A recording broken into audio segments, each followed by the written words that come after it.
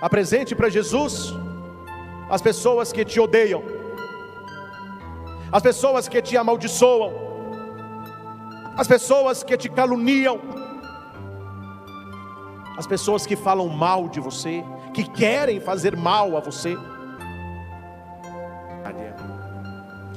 Como vive uma pessoa numa vida natural e ordinária? Quando eu falo ordinária, é aquela vida de rotina. A pessoa vive assim: quem me ama, eu amo. Quem gosta de mim, eu também gosto. Quem não gosta de mim, eu também não gosto. Quem me faz o mal, eu também faço mal. Quem sorri para mim, eu sorrio. Quem me bate, apanha.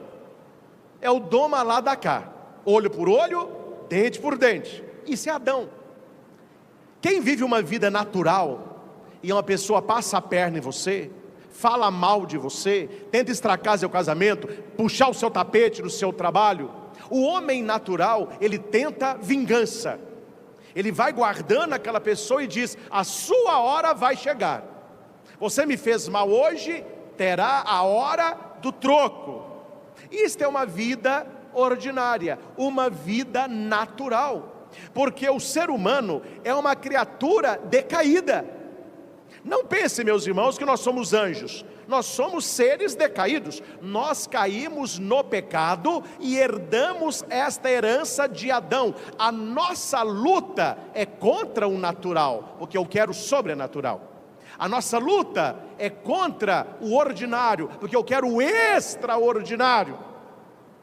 Mas nós temos muito mais facilidade de viver no plano natural, com as nossas amizades, com as nossas inimizades, com as nossas brigas, com as nossas vinganças e com a nossa linguinha quente. Isso é próprio nosso, mas nós devemos lutar contra isso. Essa semana, graças a Deus, consegui fazer algum tempo de exercício. E lá na academia, sofrendo, que a gente sofre, um instrutor falava comigo: padre, o senhor está indo contra a natureza.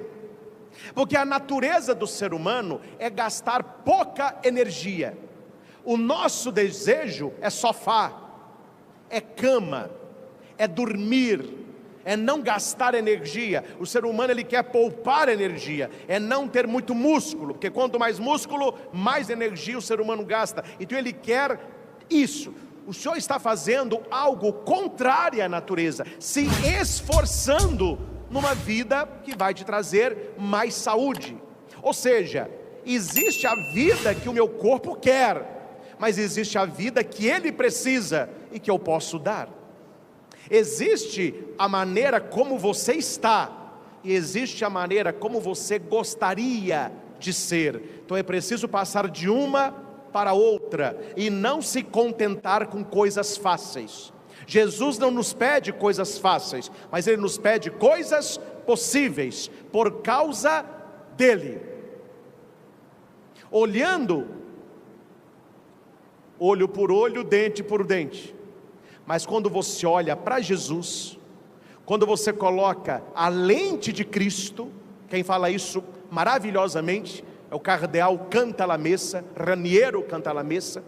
Ele diz que o homem adâmico, ele olha assim para o mundo, ó. O cristão, ele tem a lente. Qual que é a lente? Os valores de Cristo. Sem Cristo, eu e você vamos resolver do nosso jeito. Quando você coloca a lente de Cristo, entre você e eu, temos os valores do Evangelho. Aí eu já não ajo mais no plano natural, eu tenho que agir no plano sobrenatural. Alguém me fez mal, alguém me amaldiçoou, alguém puxou o meu tapete, alguém me fez chorar. Eu não vou agir com ele no modo ordinário, eu vou agir no modo extraordinário. Por causa da pessoa? Por causa do nosso inimigo? Não, por causa de nosso Senhor.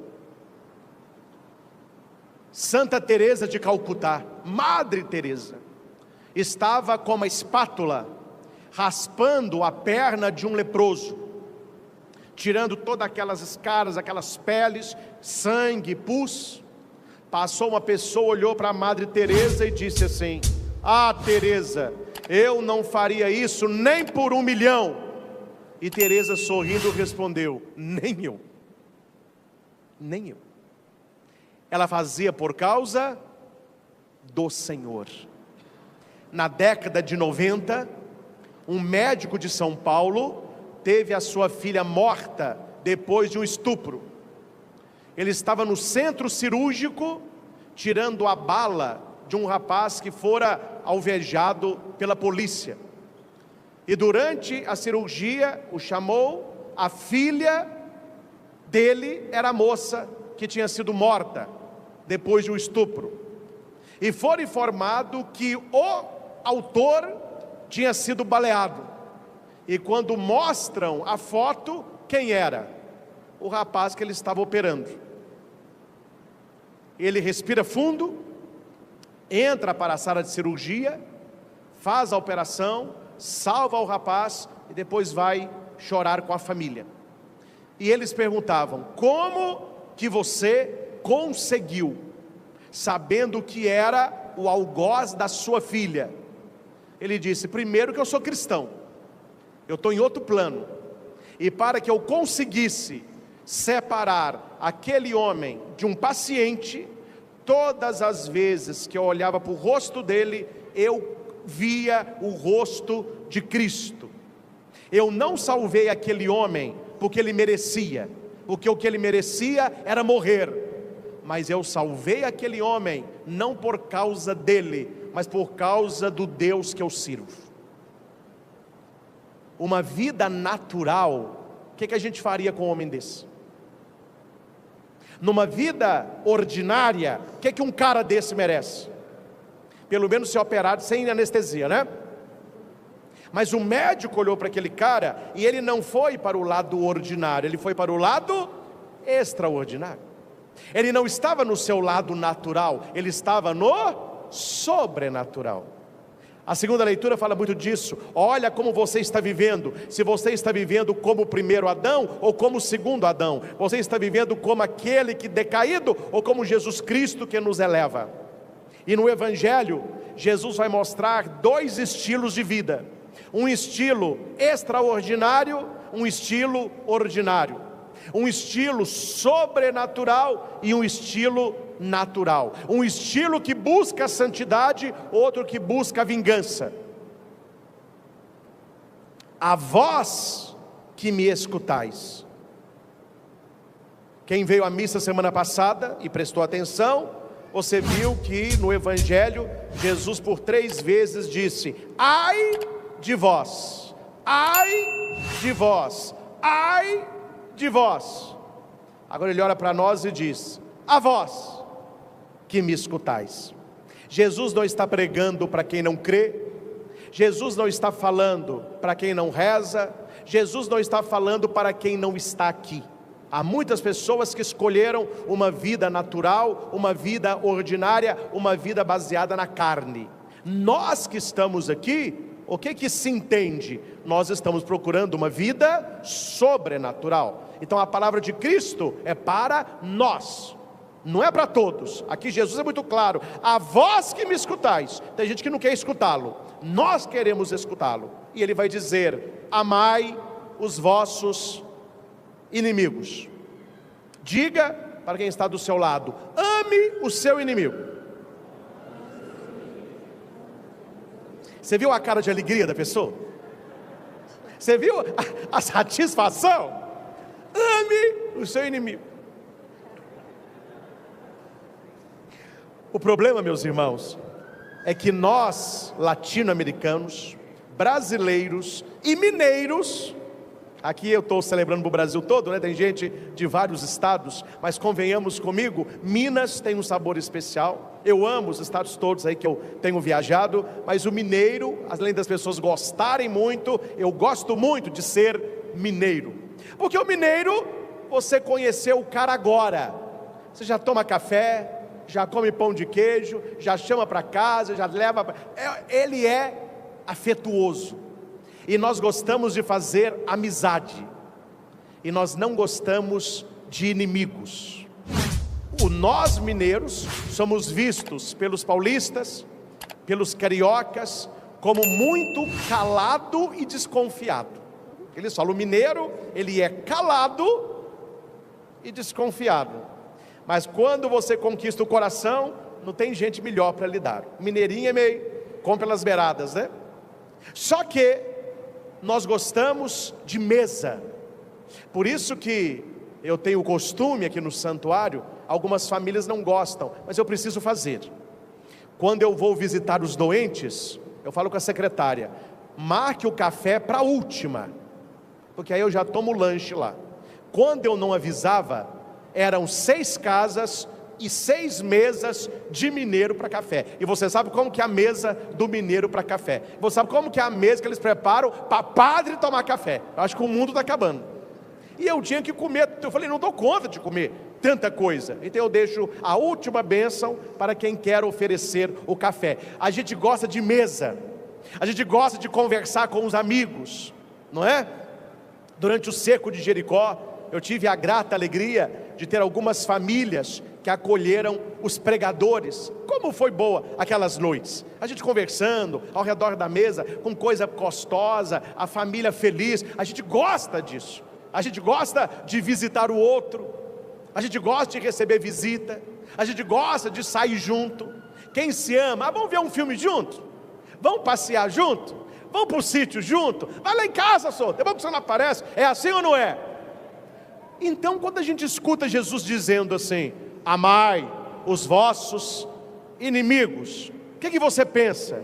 Que você vai ter que tratar o inimigo como você trata o amigo. Aí, meu filho, me desculpe, mas é dose para leão. Oi, pai, então eu vou começar a ter que sair com o meu inimigo? Eu vou ter que levar meu inimigo para tomar café? Eu vou ter que ir para a praia com o meu inimigo? Eu vou ter que beijar meu inimigo? Não é isso, não é isso. Porque para nós, amor é relacionamento. Quando Jesus fala amar os inimigos, é uma decisão sobrenatural que não envolve intimidade. Qual que é aquela placa que eu adoro, que fica atrás daqueles grandes caminhões? O que está escrito? Para evitar acidente. Para os inimigos, coloque essa placa, mantenha distância, como está na primeira leitura. Davi estava na tenda de Saul. Saul era inimigo de Davi, já foram muito amigos, né? Era um em carne, mas Davi começou a conquistar o povo. Davi se mostrou mais eficaz na batalha. Um dia num banquete, Saul pega uma lança e joga em Davi. Graças a Deus, a lança pegou na parede. Davi disse, esse rio não dá para peixe, não dá para eu viver com esse cara, ele quer me matar. E daí para frente, Saul procurava matar Davi. A leitura que nós escutamos, Deus coloca Saul aos pés de Davi. Saul está com 3.000 homens e com seu general Abner dormindo. E Deus colocou um sono profundo. Davi, com seu amigo Abissai, eles entram na tenda de Saul. Saul está dormindo. Na cabeça de Saul está a lança e uma bilha d'água. Abissai vai dizer para Davi, Deus colocou o seu inimigo nas suas mãos. Permita que com essa lança eu crave no chão. Eu não preciso de 2 golpes, Davi. Um golpe só eu resolvo o problema. O que Abissai queria? Vingança. Uma vida ordinária, natural. O que é o natural? Destruir meus inimigos. Se ele quer me matar e eu estou com ele dormindo, então eu vou matar, porque se eu não matar ele me mata. Isso é natural. Só que Davi disse, não mates. Estou no capítulo 26 do primeiro livro de Samuel. Não mates, pois quem poderá estender a mão contra o ungido do Senhor e ficar sem punição? Ele pega a lança, pega a bilha d'água e sai do acampamento. Aqui está escrito no versículo 13, Davi atravessou para o outro lado, parou no alto do monte e de longe. Davi era bom, mas não era bobo, né? Ele sabe com quem ele está mexendo. Inimigo tem que manter distância. Então Davi, longe de Saul, ele sobe no alto monte e levanta a lança. E ele vai gritar: Saul! Alguém fala, o Abner. Abner vai dizer: é Davi. Saul, com todo ódio: traga minha lança. Cadê a lança? Cadê a lança? Davi falou: está aqui, ó. Enquanto você dormia, eu entrei na sua tenda. Eu podia ter te cravado no chão e você nem veria, mas eu não fiz. Eu poderia ter te feito mal e eu não fiz. Mande um soldado seu pegar a lança aqui. É para te provar, Saul, você quer o meu mal, mas eu não te quero mal. Abissai queria vingança. Davi estava num plano sobrenatural, de longe, mas ele conseguiu amar o seu inimigo, que era Saul. E minha pergunta é: Davi, por amar Saul, os dois passeavam juntos? Não. Um dormia na casa do outro? Não. Os dois tomavam vinho juntos? Não. Os dois passeavam juntos? Não. Tinha um relacionamento? Não. Como que eu posso amar o meu inimigo? Você, se tiver inimigos, pessoas que não gostem de você, como que a gente ama essas pessoas? Ô padre, o que a gente precisa para ter inimigo? Nascer. Meu filho, o mundo está complicado. Você nasceu...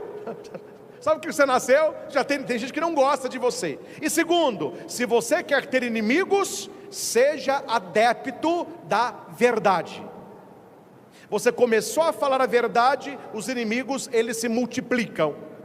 Como eu posso amar essas pessoas? Como eu posso amar aquele que me odeia, aquele que me amaldiçoa e aquele que me calunia? Atitudes naturais, ordinárias. Como que eu posso ter para com essa pessoa uma atitude sobrenatural, uma atitude extraordinária? Jesus responde 3 atitudes que nós devemos ter. Pegue o folhetinho que você tem nas mãos, nós vamos ler juntos para você guardar, e você de casa, marque aí na sua Bíblia. Eu estou em Lucas capítulo 6, versículo 27 e 28. No início do Evangelho: a vós que me escutais, eu digo, todos, amai os vossos inimigos. Repitamos: amai os vossos inimigos. Aqui eu coloco uma pergunta: como? Jesus responde dessas 3 maneiras. Primeira, fazei o bem aos que vos odeiam. Fazei o bem aos que vos odeiam. Segundo, bendizei os que vos amaldiçoam. Bendizei quem vos amaldiçoam. Terceiro, rezai por aqueles que vos caluniam. Resumidamente, como que eu amo meus inimigos? Podendo fazer o mal, não fazê-lo. Fazer o bem. Não falar mal da pessoa e rezar por ela. Simples assim. Só isso. Você não precisa conviver com seu inimigo para amá-lo. Mas se você não fizer mal a ele, se você não falar mal dele, e se você rezar por ele, você está amando os seus inimigos, ou o seu inimigo, ou a sua inimiga. Não importa o que esta pessoa está fazendo para você, importa o que você está fazendo por ela. Por causa dela? Não, por causa de nosso Senhor.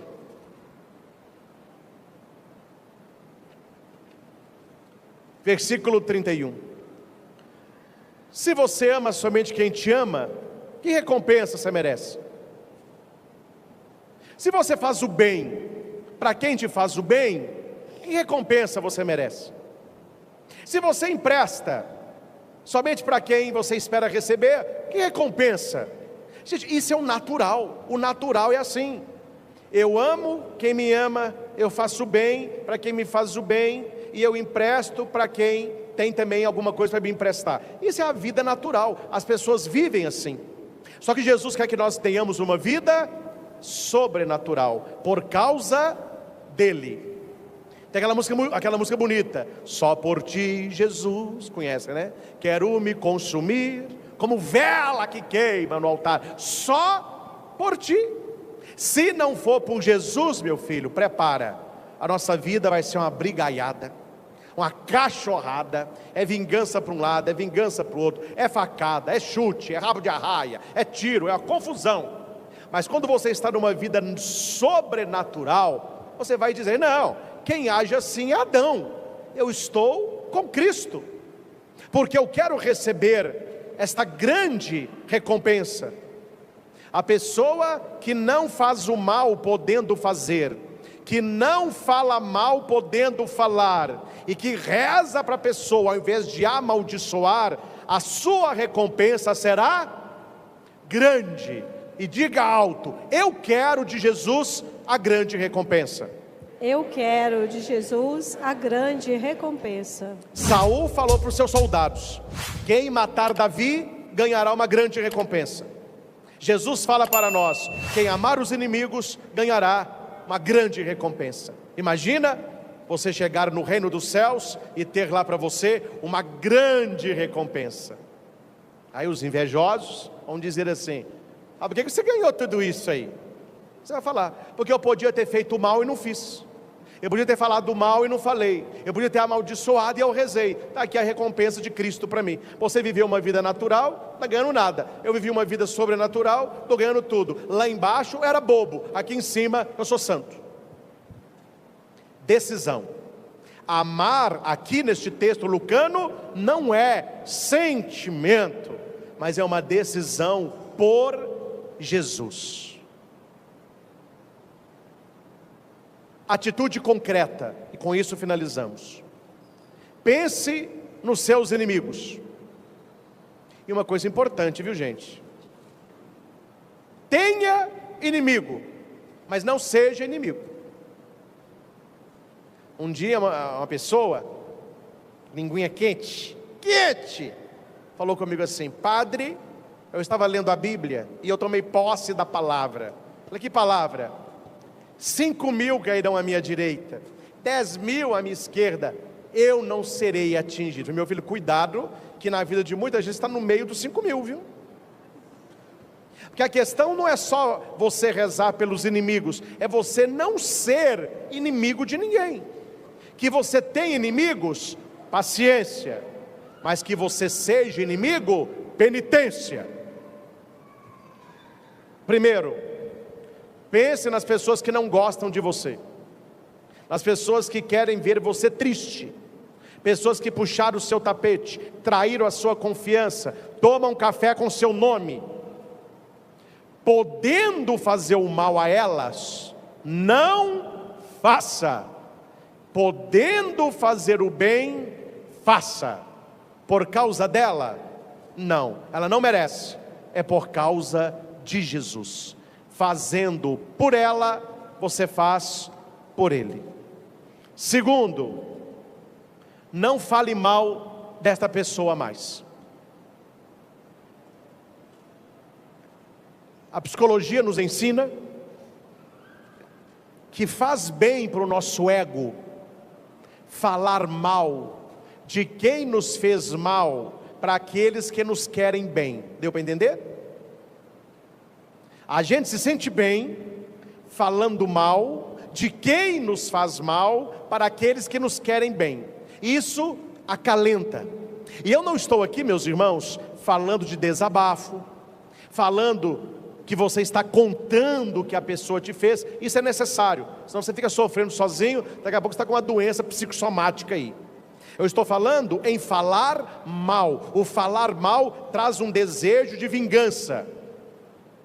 Se você quer ser curado por Cristo, não mantenha o fogo aceso. A gente não apaga fogo jogando gasolina, não.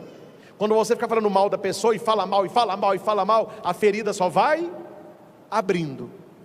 Então, fale para Deus, reze por ela, Não fique falando mal dela não. Quando você não fala da pessoa, você pode até rezar para Deus: oh meu Deus, que essa pessoa fale de mim o tanto que eu falo dela, que essa pessoa lembre de mim o tanto que eu lembro dela. Essa pessoa não vai nem lembrar que você existe, nem lembra dela mais. Segunda coisa que a gente precisa fazer para amar os inimigos: não ficar detonando a pessoa, não ficar falando mal. Ô padre, mas essa pessoa fica falando mal de mim, ela vai receber a recompensa dela. Você está plantando a sua. Não fale mal por causa da pessoa. Não, meu filho, porque se for por causa dela, você vai descer a língua nela mesmo. Você não vai falar mal por causa do Senhor. E por último, reze por ela todo dia, nem que seja uma Ave Maria. E eu vou te ensinar como que funciona.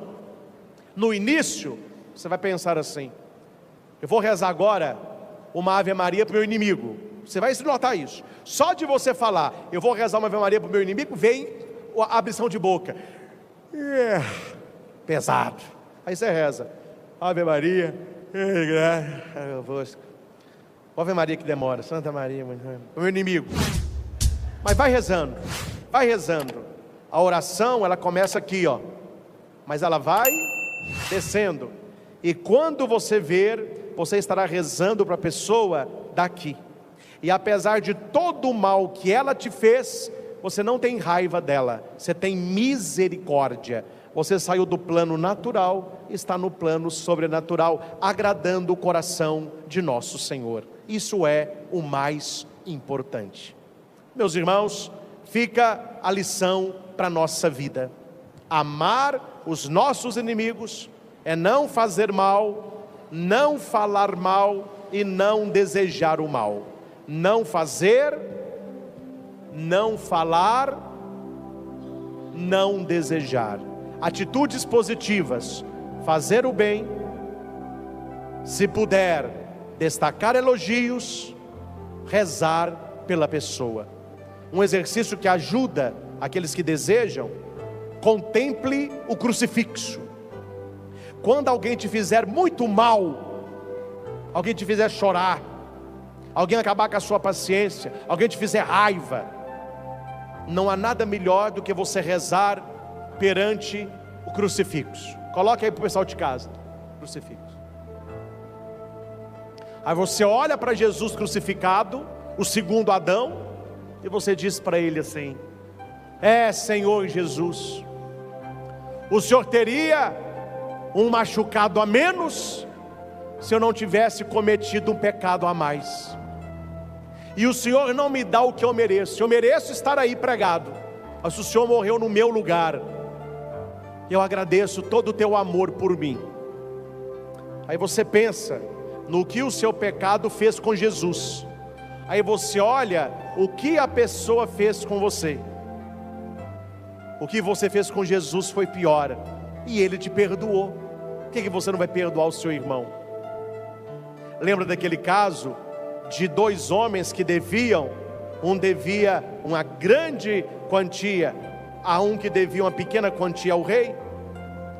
Aquele que devia muito foi perdoado, mas ele não conseguiu perdoar quem devia pouco.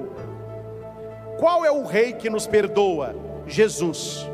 Qual é a pequena quantia que eu não consigo perdoar? As atitudes dos meus inimigos. E como que termina o evangelho? Este cara é amarrado e jogado na prisão. Vai ficar aí até pagar o último tostão. Não saiu nunca mais. Era uma dívida impagável. Me respondam, meus irmãos: como que eu vou pagar? Como que você vai pagar o que Jesus fez por nós? E recebam a palavra, viu? Se todos nós fôssemos santos, só você fosse o pecador, a história seria a mesma. Foi por você, foi por mim. Ele larga 99 e vai buscar uma que se perdeu. Jesus é misericordioso, é misericordioso. Antes da missa, eu cheguei um pouquinho mais cedo. Eu tenho atendido algumas pessoas. Hoje eu atendi a confissão de um acólito. Vou contar seus pecados não, meu filho. Mas fez uma boa confissão. E depois da confissão, menino bom de Deus, a gente subia aqui para celebrar a missa, eu falava com ele assim: a gente tem que buscar as coisas de Deus mesmo. Você pediu a confissão, o padre escutou, você está leve, recebeu o perdão. Veja como Deus nos trata. Padre, eu fiz isso. Eu te perdoo de todos os seus pecados. Deus sempre nos perdoa. Aí a pessoa faz uma coisa com a gente, eu tenho que me vingar. Saia do natural, meu filho, vá para o sobrenatural. É só olhar para Ele. Senhor, as pessoas podem me fazer o que for, ninguém vai conseguir fazer comigo o que os meus pecados fizeram contigo. Então aqui resta-me 3 atitudes: não fazer o mal, não falar mal e rezar por esta pessoa. Assim você estará amando os inimigos por causa de Jesus. Amém? Entendeu? Agora ficou melhor, né? Amar o inimigo não é ter proximidade, mas é ter para com ele uma atitude que Cristo espera de cada um de nós. Convido você a fechar os seus olhos um instante. Você que está em casa, feche os seus olhos agora. E como ninguém consegue ler o seu pensamento, traga agora à sua mente, ao seu coração, as pessoas que te fizeram mal.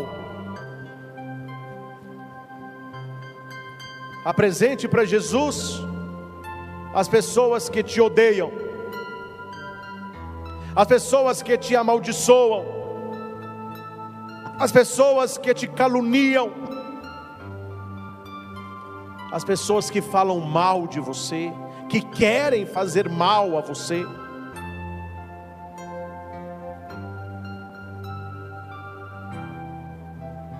E trazendo estas pessoas, nós olhamos para Cristo crucificado e nós pedimos a Jesus: ajuda-me, Senhor, com a tua graça, com teu amor ágape, amor total, amor sacrificial. Ajuda-me, Jesus, a amar os meus inimigos.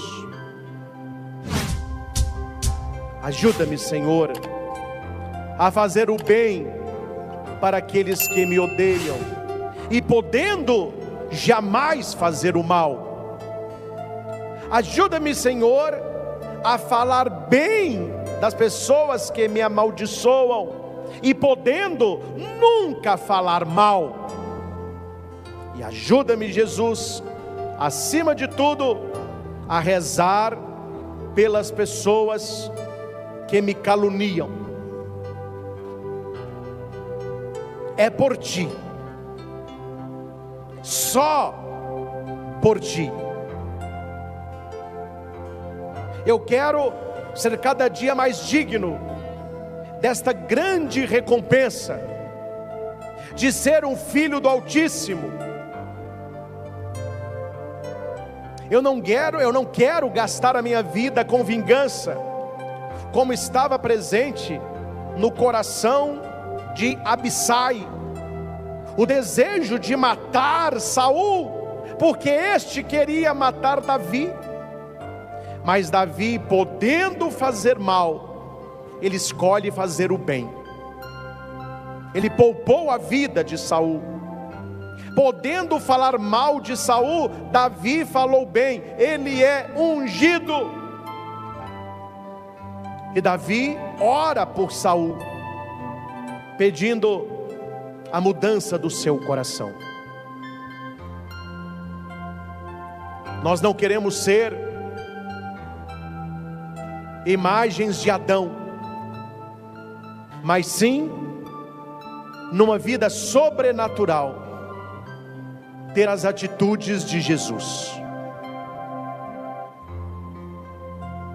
Espírito Santo, dom de Deus, encha o coração de todos aqueles que recebem agora esta palavra, porque aquilo que é impossível para os homens é possível para ti. Arranca do meu coração, Senhor, todo desejo de vingança, todo desejo de fazer o mal, de falar mal, de desejar o mal. e encha-me com atitudes cristãs, de paz, de verdade, de serenidade.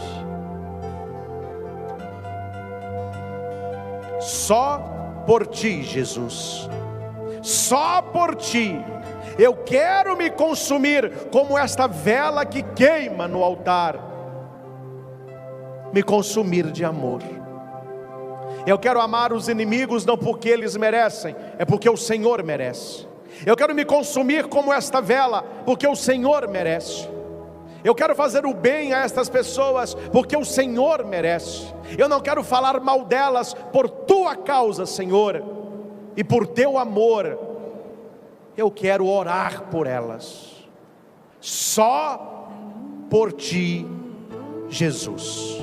Louvado seja nosso Senhor Jesus Cristo, para sempre seja louvado. Pelo sinal da Santa Cruz, livrai-nos Deus, nosso Senhor, dos nossos inimigos. Em nome do Pai, e do Filho, e do Espírito Santo. Amém. Amém.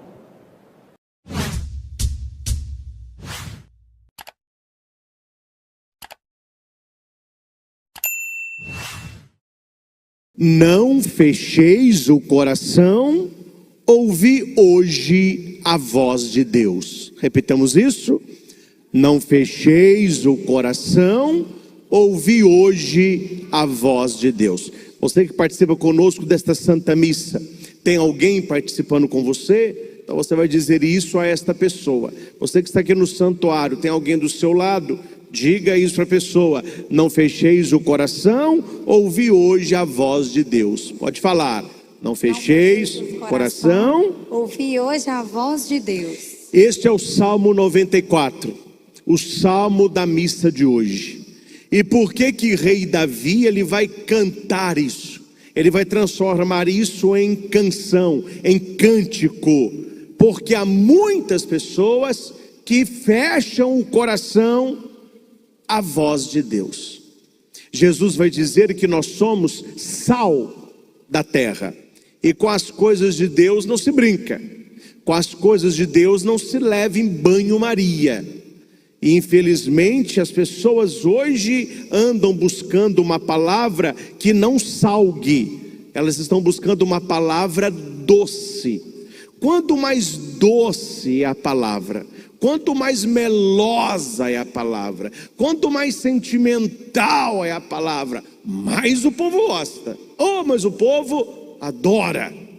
Mas quando você pega a palavra bíblica, a palavra que exige conversão, a palavra que exige mudança, a palavra que oferece cruz, aí você vê que as pessoas não querem, elas não ouvem com bom grado. O coração se fecha, porque elas querem ouvir somente aquilo que faz bem e não aquilo que é bom. Por isso o rei Davi vai dizer, ouvir a palavra não é fácil. Então não feche o coração, ouça a voz de Deus. E aqui, meus irmãos, tem uma charada, tem uma pegadinha, se me permitem usar esta palavra. Porque se fosse pensar seria, não fecheis hoje o vosso ouvido, escutai a voz de Deus. Ele não fala que o que se fecha é o ouvido. Quando se ouve mal com o ouvido, é porque não se quer ouvir com o coração. E aqui eu abro um pequeno parênteses. Nas nossas rodas de amizade, na sua família, no seu casamento, no seu namoro, no seu diálogo com seus filhos, ninguém consegue mudar ninguém através da mente, através de argumentos racionais. O que muda alguém é você falar ao coração. O que muda alguém, o que nos muda é trabalhar o coração. E um exemplo claro, quantos de nós não sabe, eu deveria acordar mais cedo para o meu dia render mais? A gente sabe, mas a pessoa não acorda mais cedo. Ah, mas eu sei que caminhar faz bem. Eu quero caminhar para melhorar o meu sistema circulatório. Caminhar é bom, caminhar emagrece, caminhar dá energia, caminhar... Mas a pessoa não caminha. Eu sei que eu não posso comer isso, isso faz mal. Mas o dia que tem, e daí por diante. Por quê? Nós pensamos que o saber muda. O saber não muda. A pessoa que fuma, ela sabe que ali faz mal. Ou ela está achando que aquilo ali é saúde. Todo mundo que fuma sabe que fumar faz mal. Só que ela sabe. Só que ela não conseguiu largar ainda. Por quê? Porque o saber não muda. Eu sei que beber não é bom. Há pessoas que eu já atendi. Eu tenho chegado tarde no trabalho. Eu tenho sido agressivo com minha mulher. Eu tenho perdido amizades, eu tenho gasto muito dinheiro com bebida. Ele sabe, mas ele não consegue parar de beber. Porque o que nos muda não é o saber, o que nos muda é uma decisão emocional. Tanto é que se eu te perguntar assim, da sua vida toda até hoje, lembra agora, qual foi o seu dia mais feliz? Claro, nós temos vários, né? Mas entre esses, qual foi o seu dia mais feliz? Esse dia que vem na sua cabeça com facilidade, não foi o dia que você soube mais, foi o dia que você sentiu mais. Isso fica registrado e isso nos muda. Isso nos muda. Um pai que grita, uma mãe que bate, ela não muda tanto o filho quando eles sentam para conversar e o pai triste, a mãe chorosa diz: olha, não era esse filho que a gente esperava. A gente que trabalha tanto, que faz tanto, que te dá tudo que a gente pode, olha como você tem nos tratado. Isso é mais doloroso para quem ouve do que uma surra, porque bateu, acabou, a pessoa. Quando você fala ao coração, você está chamando a pessoa a uma mudança real. É por isso que Jesus não fala a nossa mente, porque o saber não muda a vida. Pergunte para a pessoa que não vem à igreja, que não vai à igreja, que não crê no que a igreja prega. Pergunta para ela, quem é Jesus? Muitos sabem a definição. Ah, Jesus é o Salvador, Jesus é o Senhor, Jesus é o Filho de Deus. Eles sabem aqui, mas eles ainda não creem aqui. E uma palavra maravilhosa que nós precisamos saber na ponta da língua: o que significa crer? Crer. A palavra crer vem do latim credere. E a palavra credere do latim são duas palavrinhas juntas. É cordis dare. Aí deu cor dare, que deu credere, que deu crer. Então a palavra credere vem de quê? Cordis é coração. Incordes, impectori meus, no meu coração, no meu peito. Dare é entregar, é confiar, é se lançar. A palavra crer significa o quê? Na Constituição, dar o coração. Então a pessoa que crê em Deus não é aquela que entregou para Deus a mente, o racional, mas é aquela que entregou o coração, a própria vida. E quando se fala de coração, se fala de essencial. A pessoa vive sem um braço, a pessoa vive sem uma perna, a pessoa vive sem uma das visões ou sem a visão, a pessoa vive sem um rim, mas a pessoa não vive sem um coração. Ali está a sede da vida. Por isso que nós falamos que é diferente do judeu. Quando nós amamos muito alguém, nós falamos: você está no fundo do meu coração. O judeu não fala coração, ele fala entranha, é região abdominal. Deus nos ama no fundo das suas entranhas. Por isso que o rei Davi, quando fala do amor de Deus, fala da entranha, que quando a gente assusta, a gente está alegre, a gente sente nas entranhas. Importante como o coração que emana vida, é a cabeça que emana comando. Quem comanda o nosso corpo é a cabeça. Quem comanda a nossa vida enquanto emoção, enquanto congruência, enquanto alegria, é o que nós chamamos de coração. É por isso que vai dizer na palavra que Jesus não é o coração da igreja, Jesus é a cabeça da igreja.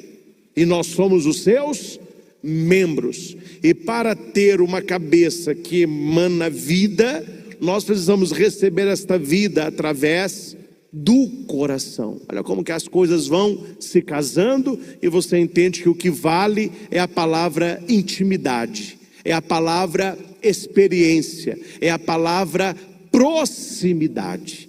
Aqui vale ressaltar São João, na Santa Ceia, onde todos estavam sentados, escutando o Senhor, tentando entender. João não preocupou em entender. João encostou a cabecinha no ombro de Jesus, no coração de Jesus. E ele foi deixando o seu coração entrar no compasso do coração do Mestre. Então João não estava preocupado tanto em entender, ele estava preocupado em amar. Tanto que o quarto evangelho, nós falamos o discípulo amado, aquele que era um amigo do coração, um amigo do peito. Meus irmãos, todos nós passamos por momentos difíceis na vida. Todos nós passamos por provações, dificuldades, tristezas. Tem dia que a gente dorme bem, aconteceu nada, a gente acorda mal, acorda assim para baixo, triste, o dia não rende, a gente arrasta o dia, parece que aquele dia não vai acabar. É nesse momento que nós precisamos ter uma amizade de coração com Cristo, para parar 5 minutos, para tomar as rédeas da sua vida e para pedir a Jesus: cuida do meu coração. Jesus, tu que és manso e humilde de coração, fazei do meu coração semelhante ao vosso. E de vez em quando diga: Senhor, está difícil mesmo, está pesado mesmo, minha vida, Senhor, não está fácil. Só de você compartilhar isso lá no seu quarto, quando orardes, entra no quarto, fecha a tua porta e ora ao Pai que está em segredo, e Ele te escutará. As pessoas reclamam muito, é impressionante, não vou dizer onde, mas eu escuto, é porta batendo, é gente gritando, criança chorando, cachorro latindo, uma confusão danada. E a pessoa reclama que o dia não está bom, mas a gente não vê essas pessoas orando, pedindo a graça do alto, entrando no quarto. São pessoas totalmente desgovernadas. Então nós precisamos que esse salmo ressoe no nosso coração. Senhor, eu não quero fechar o meu coração. Se o outro abriu, se o outro fechou, é problema dele. Estou falando de mim. Eu não quero fechar o meu coração. Eu quero ouvir hoje a voz de Deus. E aqui tem uma palavrinha que nos salva. Maravilha a palavra de Deus. Se ontem você não ouviu, meu filho, não se preocupe, ontem já passou. É hoje. A graça de Deus se realiza hoje. Não fecheis o vosso coração. Ouvi hoje a voz de Deus. O que Deus tinha para falar com você ontem, Ele não falará hoje.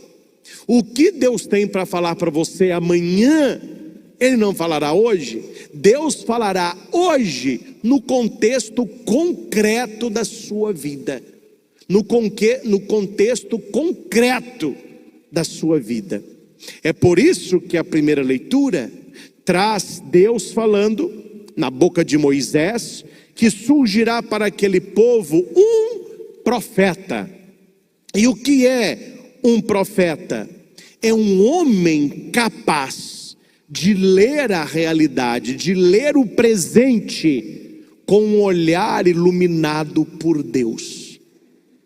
As pessoas confundem.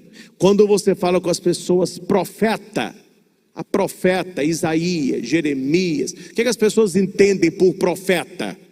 Aquele que prevê o futuro. Não, gente, isso é outra coisa. Não misture, não é? Alhos com bugalhos. Profeta não tem nada a ver com o futuro, a não ser que Deus fala, fale com o povo tal coisa, se o povo não se converter, vai acontecer tal coisa. Exemplo, Jonas, vá a Nínive e fale com aquele povo lá, se eles não se converterem, Nínive será destruída. Então ele vai levar uma profecia, não é que ele fica olhando o futuro das pessoas, não. O profeta é alguém que olha para o momento presente, só que ele tem a visão banhada por Deus e ele faz uma releitura do que está acontecendo ao olhar de Deus, nos valores de Deus, no jeito de Deus. Então você é chamado a ser um profeta na sua família. Os profetas não ficaram no Antigo Testamento. A partir de Jesus Cristo, nós todos precisamos ser profetas. E se você não o sabe, você já o é pelo batismo. No dia do batismo, nós nos tornamos um povo régio, um povo sacerdotal e um povo profético. O que é um povo régio? Um povo de reis. Ai, padre, mas cadê a minha coroa? Não é esse reinado. O reinado batismal é você usar as coisas e não se deixar dominar por elas. Quando eu digo que você é uma raça sacerdotal, não é você se ordenar padre, mas é você se consagrar a Deus todos os dias, no sacerdócio comum dos fiéis. Eu tenho um sacerdócio ministerial, ordenado, mas o povo de Deus tem um sacerdócio comum dos fiéis, a sua consagração a Deus. E a raça profética, você como batizado, precisa ser um profeta. Como, padre? Reler o que está acontecendo na sua família, olhar o que está acontecendo no seu trabalho, olhar o que está acontecendo no seu namoro, no seu casamento, com os olhos de Deus. Com os olhos de Deus. E quem é que não quer que você seja um profeta? Quem é o primeiro interessado que você não seja um profeta? O diabo. Porque ele deita e rola. Porque se você fica combatendo problemas espirituais apenas com recursos humanos, o problema ele vai se rolando. Aí passa meses, passa anos e o problema está lá na sua casa. Não se resolve, porque a origem do problema é espiritual. São Paulo vai dizer isso. Para de brigar com homens de carne e procure vigiar os espíritos maus que pairam sobre os ares. Eu não estou falando que tudo é espiritual, mas eu estou falando que muita coisa é espiritual. Eclesiástico 30 vai dizer que a primeira coisa que nós, 38, a primeira coisa que nós deveríamos fazer perante um problema, perante uma doença, perante uma dificuldade, é orar. Depois vem o resto. A gente faz o contrário. Tem um problema em casa, procura ajuda, procura isso, procura aquilo. A hora que tudo deu errado, o que a pessoa faz? Eu estou precisando ir na igreja rezar, porque a minha vida não está mole, viu? Ela coloca por último, né? Deus ficou lá atrás. Então nós precisamos ser profetas, olhando no contexto o que está acontecendo. O que está? Por que o meu casamento está do jeito que está? Por que a minha família está do jeito que está? Por que o meu trabalho está do jeito que está? Será que não está havendo aqui um ataque espiritual sobre mim? Será que eu não estou debaixo de alguém que não goste de mim? Um olho ruim, alguma coisa, um mal que eu não sei a origem? Então nós precisamos rezar. Efésios 6, a armadura de Deus. Coloque a armadura de Deus para resistir às ciladas do demônio. E qual é a maior arma? Isso é a maior arma que o Papa Bento falou tantas e tantas vezes. Qual é a maior arma que Satanás usa no nosso século? A maior arma. A maior arma é incutir na humanidade a sua inexistência. Não existe diabo, não existe demônio, não existe possessão, não existe mal, não existe inferno. Isso aqui é um país das maravilhas. Parece Brasília, né? Isso aqui é o país das maravilhas. Tudo é maravilhoso. Aí você vai ler as leituras bíblicas, você vê que Jesus diz: se você soubesse a hora que viria o ladrão, você vigiaria a sua casa, para que ela não fosse roubada. Mas como você não sabe, ficai atentos, que no momento que você menos esperar, o Filho do Homem virá. Então olha a comparação de texto.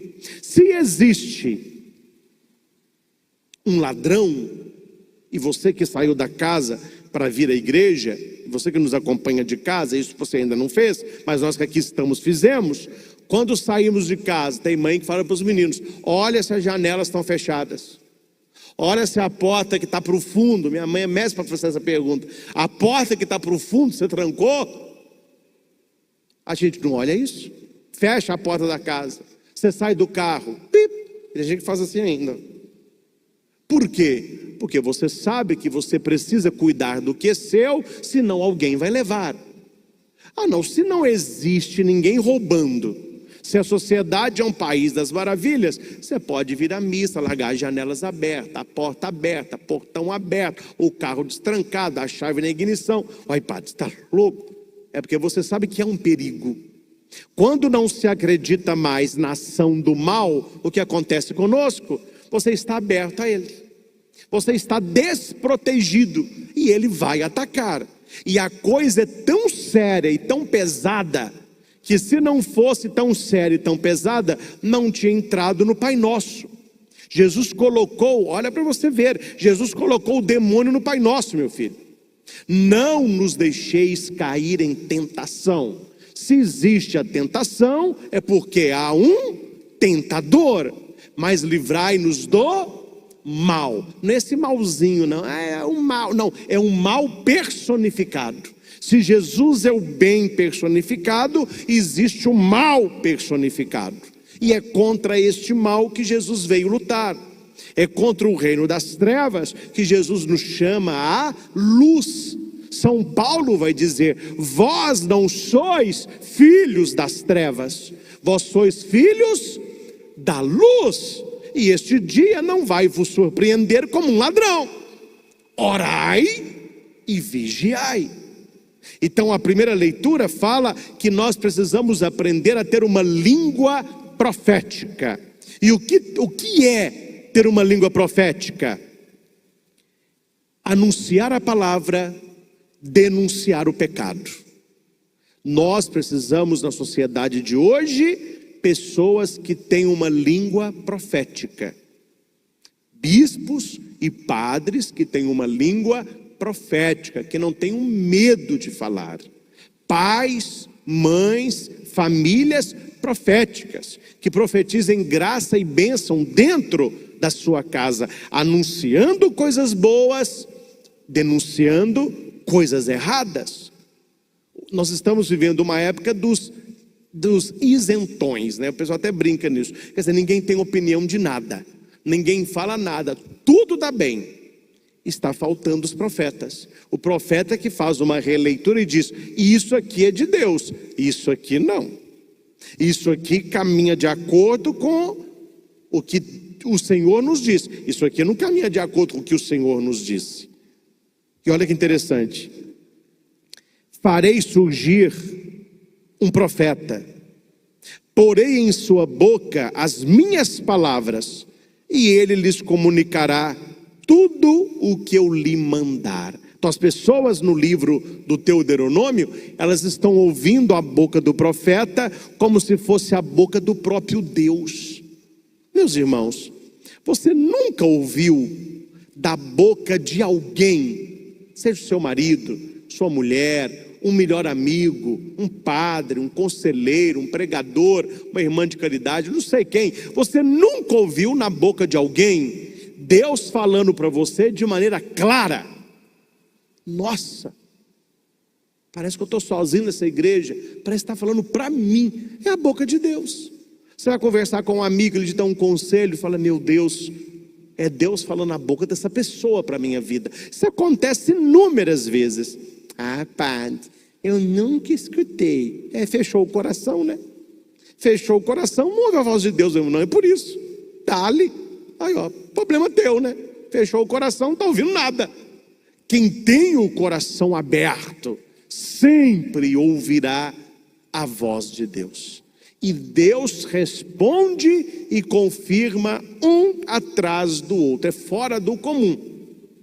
Você recebe uma palavra, você pede uma confirmação, antes do almoço já veio confirmação, chega uma mensagem no seu celular, você liga a televisão, a pessoa está falando daquilo, você abre um livro, está falando daquilo, você abre o diário, minha mãe gosta de abrir o diário da irmã Faustina. Minha mãe rezou, abre o diário, eu fico impressionado, eu até falei com a minha mãe, mãe, eu estou querendo um diário da irmã Faustina, né? Fora do comum. Liga uma pessoa, Ana, estou com esse problema aqui, minha mãe reza, olha, a palavra é essa. Ela vai lá no diário de São Francisco, reza, a hora que ela abre, parece que foi escrito aquilo ali. Deus, Ele está falando o tempo inteiro. Quantas vezes eu acordo de manhã, como padre, eu tenho meus afazeres. Aí eu penso, meu Deus, hoje eu tenho, não um pepininho não, mas eu tenho um probleminha ali, uma questão delicada para resolver. O que vai fazer, hein? Aí eu lembro, lê o evangelho do dia. Quando eu vou no evangelho, eu falo, é brincadeira. É brincadeira, papai. O evangelho fala exatamente daquela situação. E eu vejo na leitura o que Deus falou, padre, faça isso. O caminho é por aí, é isso aqui, ó. A gente vai no lugar, dá a palavra, aquilo que seria um problemão, se resolve com tranquilidade. O pessoal sai em paz, você toma café, bate nas costas. Falei, a coisa funciona mesmo. Não fecheis o coração, ouvi hoje a voz de Deus. E tudo isso finaliza aonde? No evangelho. Se você entendeu tudo que eu disse até agora, você entenderá com profundidade o evangelho lido nesta missa, Marcos 1, do 21 ao 28. Só o contexto. Marcos 1. É o primeiro capítulo, é o início da conversa, versículo 21 ao 28. E aqui diz: Jesus entrou na sinagoga e começou a ensinar. Não fecheis o coração, ouvi hoje a voz de Deus. E Jesus ensinava não apenas com a sua palavra, Jesus ensinava com a sua vida. A vida de Jesus era uma pregação. A vida de Jesus nos falava de Deus. Todos ficavam admirados quando Jesus falava. As pessoas não piscavam quando Jesus pregava. E as pessoas diziam, ele fala diferente. Ele prega diferente. Ele prega com autoridade. Não é a maioria anda pregando, não. Ele prega com autoridade. O que ele fala é isso aí. E as pessoas ficavam admiradas com o que o Senhor dizia. Agora presta atenção. É dose, meu irmão. Isso aqui é dose para leão. Tem gente que lê e não fala. Mas eu vou contar um segredo aqui. Tem hora que a tentação não está fora da sua família, ele está dentro da sua família. Há uma frase que eu não queria dizer, mas para muitas famílias é verdade: os piores invejosos não estão fora. Você que tem família sabe o que eu estou dizendo. Primo, tia, agregado, é uma confusão. E muitas vezes a tentação maior, ela não acontece fora da igreja, ela acontece dentro da igreja, para tirar as pessoas da igreja. Há uma historinha que eu ouvi no meu tempo de crisma, historinha simples, mas que é interessante, que um cara queria encontrar o demônio, e ele saiu pelo mundo procurando o demônio, e aí ele não encontrava o demônio. Aí ele disse, qual é a maior mazela do mundo? Alguém disse para ele, a maior mazela do mundo é a droga.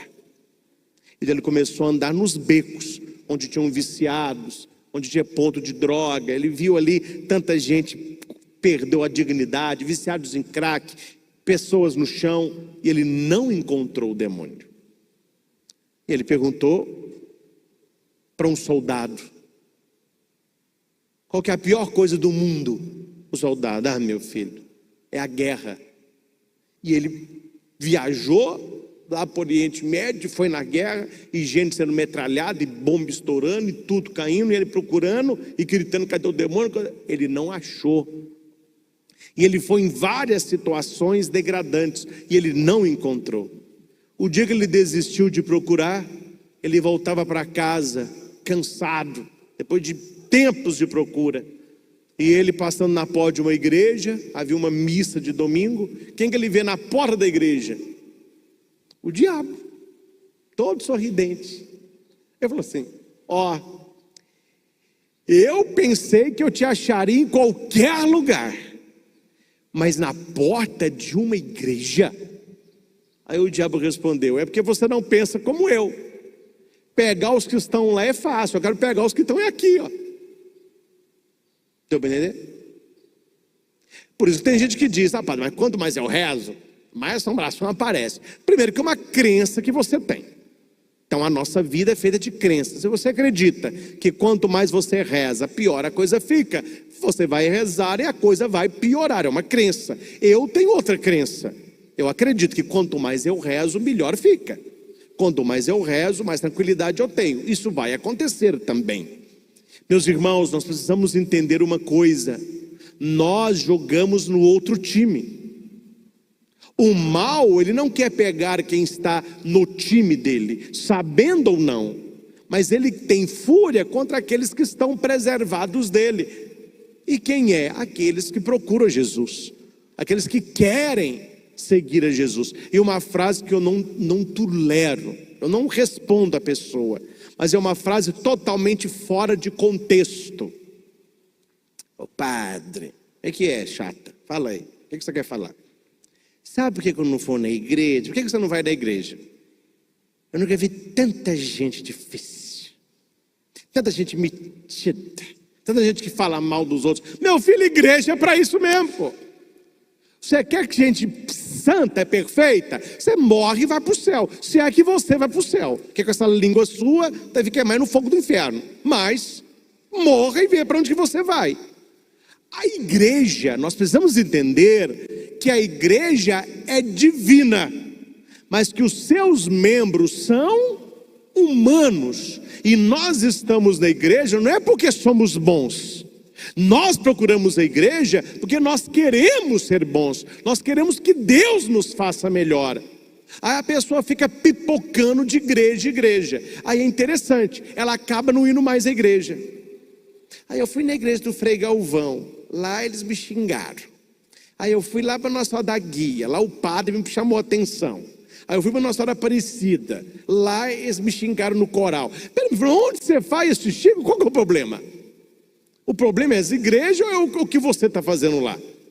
Então nós não podemos enxergar na igreja pessoas perfeitas, mas pessoas por serem feitas. Se você está procurando igreja porque ali só tem gente boa, você vai se frustrar. Porque onde tem o ser humano tem defeito. Mas nós não estamos por causa delas, nós estamos por causa dele. É diferente. Se você sabe por quem você está, é diferente. Opa, por que eu estou falando isso tudo? Porque tinha um possesso por um demônio aqui. Um possesso por um demônio. Aí, padre, mas ele estava onde? Na boca de fumo, na guerra? Não, ele estava dentro da sinagoga. Está escrito aqui. Estava então na sinagoga um homem possuído por um espírito mau, um homem possesso pelo demônio. Ele estava onde? Na sinagoga. Que é sinagoga? É como se fosse a igreja do judeu. Então tem hora que você vai achar certo tipo de pessoa. Você fala, não, essa pessoa só pode estar possessa, não tem condição. Eu que o diga, meu filho. Eu vejo certas atitudes de pessoas da igreja, falando, essa pessoa, ou ela está possessa, ela está merecendo, não chega para lá. Porque não tem condição uma pessoa da igreja fazer o que essa pessoa faz. Uma pessoa da igreja cria tanta confusão como uma pessoa só cria. Uma pessoa que briga com todo mundo, que não se dá bem com ninguém, e onde ela está é só confusão. Qual é o seu problema, meu chapa? Qual é o seu problema? Você é esse cara aqui, você está possesso por um espírito mau, Você tem que abrir mão do espírito mau para você receber o espírito bom. Qual é o espírito mau? O diabo. Qual é o espírito bom? O Espírito Santo. Então olha, nós podemos ter dois espíritos, né? Tem gente que tem o espírito mau, tem gente que tem o Espírito Santo. E nós devemos buscar o Espírito Santo. Rezar todos os dias. Vinde, Espírito Santo. Eu estou falando da igreja. Mas a gente pegar lá o local de trabalho, a família, a sua turma de faculdade, olhando com essa linguagem bíblica, você pode pensar assim: fulano tal só pode estar possesso. Não tem condição. Não é possível uma pessoa normal fazer o que aquela pessoa faz. Mas você precisa brilhar como luz. Como? No Espírito Santo. E olha que interessante, que o demônio se revela depois que Jesus pregou a palavra. Olha como que é importante ensinar a palavra, para que a pessoa saiba separar o que é mal e o que é bom. Ah não, esse cara daqui todo dia, essa pessoa aí, ele é assim mesmo. Aí Jesus fala: não é assim mesmo não, é porque ele tem um espírito mau. Vocês achavam que ele era assim, mas o ser humano é bom. Uma pessoa não é capaz de fazer o que esse cara faz. Esse cara até é possesso. E Marcos, aí nós temos que tirar o chapéu para Marcos, porque no Evangelho de Marcos, a primeira profissão de fé, olha o que eu vou dizer, a primeira profissão de fé em Jesus, quem a faz é um demônio, não é um convertido, não é Pedro, não é João, é um demônio. Aqui está escrito que quando este homem possesso viu Jesus, ele gritou: que queres de nós, Jesus Nazareno? Viestes para nos destruir? Eu sei quem tu és, o Santo de Deus. Ouvindo o demônio, você sabe quem é Jesus, o Filho de Deus, Jesus o Nazareno. Gente, vamos no contexto aqui. O demônio sabe o que muita gente ainda não sabe. O diabo sabia que aquele homem era o Filho de Deus, era o Redentor, é aquele que veio para destruí-lo. Viestes para nos destruir? Sim. Eis o Cordeiro de Deus, eis aquele que tira o pecado do mundo. Olha as tentações no deserto, Jesus venceu o demônio se afastou, até o momento propício. Ele é assim, você vence uma tentação, ele se afasta, até que você esteja maleável, ele volta, vulnerável. Quando é que o diabo volta para tentar Jesus? No Getsêmani, Jesus suando sangue, se é possível, afasta de mim esse cálice, mas que não se faça a minha, mas a tua vontade. E o diabo está ali tentando. Viestes nos destruir? Tu és o Santo de Deus. Profissão de fé. Só que aqui tem algo muito bonito. Jesus não quer que nós o conheçamos pela boca de um diabo. Jesus quer que nós o conheçamos através do coração. O que Jesus diz? Cala-te, sai dele. Jesus podia ter dito: sai dele. Por que Jesus fala cala-te? Porque nós pessoas iam saber quem é Jesus pela revelação de um demônio. E Jesus fala: primeira coisa, vai calar a boca, e segunda coisa, você vai sair dele. O homem tem um grande grito, é um grito de libertação, e ele foi liberto. As pessoas perguntavam: o que é isso? Imagina a cara do povo, né? O que é isso? É um ensinamento novo, dado com autoridade. Ou seja, Jesus não apenas fala o bem, ele expulsa o mal. Ele manda nos espíritos maus e eles lhe obedecem.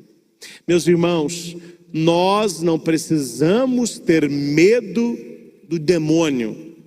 Nós precisamos ser adoradores de Jesus. O demônio não é Deus, é um anjo decaído. Jesus é Deus, é o Filho de Deus, e pelo seu sacrifício na cruz, ele já nos deu a vitória.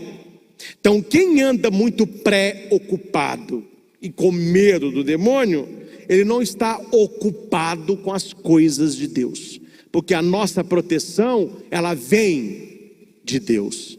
Atendi uma senhora uma vez, morrendo de medo, coitadinha.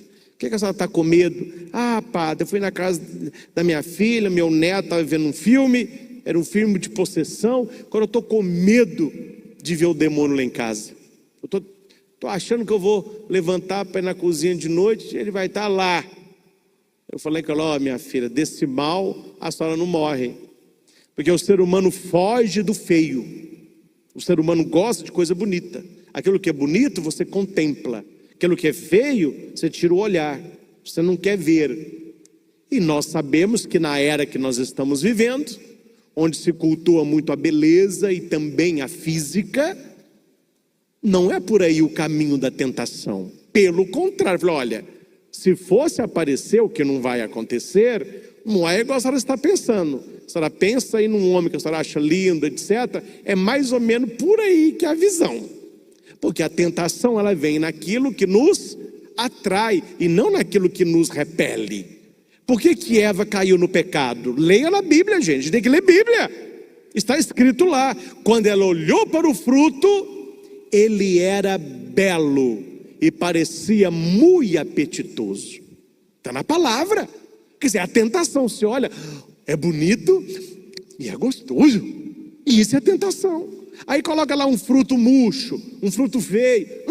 Nossa senhora, tem azedo. Não ia ter pecado. Estão entendendo como funciona? Nós precisamos conhecer a palavra. As pessoas não conhecem a palavra, elas não sabem lidar com o inimigo. Finalizo com uma dica de leitura que vai além do mundo religioso. Se você não leu, leia A Arte da Guerra, um livrinho. Você lê ele, poucos dias você já leu o livrinho. E para que é bom ler esse livro? Porque você pode aplicar na área espiritual o que eles aplicaram naquela guerra que era física. E um dos conselhos básicos do livro: treine o seu exército, mas conheça detalhadamente o exército opositor.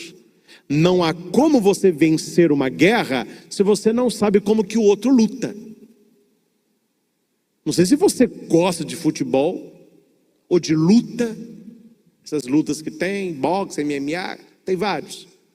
Os atletas vencedores, eles sabem quem será o opositor, é o time tal, é aquele cara lá que vai lutar comigo. Ele começa a assistir os jogos, começa a ver vídeos. Para quê? Como que ele luta? Como que esse time se organiza? Ele joga mais fechado, ele joga mais aberto, é pela lateral, ele gosta de passes longos, é toquinho. Ele tem. E quem são as estrelas do time? Quem é que a gente tem que marcar mais? O lutador, ele chuta onde?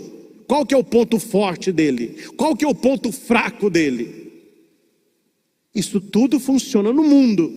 E na área espiritual as pessoas não agem assim. Elas vão vivendo como se não houvesse batalha para vencer. O que a gente perde? Que você não sabe as armas do inimigo. Aonde que o inimigo está atuando na sua vida, no seu trabalho. E finalizo como comecei: não fecheis o coração. Ouvi hoje a voz de Deus. Falo para vocês que aqui estão, que é minha obrigação, além de ser um prazer celebrar, pregar para vocês, é a minha obrigação. E para você que nos acompanha, guarde o que eu vou dizer, para depois não falarem que eu não disse. Na sua vida e na sua família, o leite não derramou. Mas se você não abrir o coração e não ouvir a palavra de Deus, ele vai derramar. Aí depois do leite derramado, não adianta ficar chorando as pitangas. O ser humano, ele não vive de remediação, ele vive de prevenção. Orai e vigiai, para não cair em tentação. Porque depois que caiu, meu filho, aí já é uma lambança. Ah, padre, eu fiz o que eu não podia. Ai, meu filho, aí vamos tentar salvar quem dá para salvar. Vamos tentar remendar o que dá para remendar. Vamos tentar recomeçar o que dá para recomeçar. E eu não vou contar casos nem nomes, mas há muitas situações que não tem nada para fazer. A pessoa vai ter que conviver com aquilo o resto da vida. E eu ouvi não é uma, duas, três vezes: ah, padre, se arrependimento matasse. Por quê? A pessoa viu que lá atrás ela não deveria ter feito aquela escolha. Ela não deveria ter estado naquele lugar. Ela não deveria ter se envolvido com tal pessoa. Mas a gente não reza, não vigia, fecha o coração, não ouve a palavra. Aí, meu filho, o diabo deita e rola. E depois você leia para não dizer que é o padre que está dizendo. Fácil guardar João 10:10. Fácil guardar João 10:10. O que tem lá, padre, no João 10:10? O diabo vem para matar, roubar, destruir. Eu vim para que tenham vida, e vida plena. Escolha qual caminho você vai seguir. Escolha qual caminho você vai seguir e prepare-se para as consequências. Toda ação tem uma reação. Toda escolha tem uma consequência, tanto para o mal quanto para o bem. Que o nosso coração esteja aberto. Que sejamos verdadeiramente profetas nos tempos de hoje. Deus quer levantar você como um homem de Deus. Deus quer levantar você como uma mulher de Deus. Para quando você falar, as pessoas olharem para você e disserem: olha, esta pessoa fala com autoridade. E não é autoridade da pessoa, é autoridade do próprio Deus. E que você, tendo uma autoridade de fala, que você possa profetizar bênção no seu trabalho, no seu casamento, na sua família, na sua saúde física. Aí você vai crescer e terá não uma vidinha, mas terá uma vida plena. A vida de Jesus em nós. E vamos viver a liberdade dos verdadeiros filhos de Deus. Ao Senhor Jesus, toda honra, toda glória e todo louvor. Louvado seja nosso Senhor Jesus Cristo. Para sempre seja louvado. Não fecheis o coração, ouvi hoje a voz de Deus.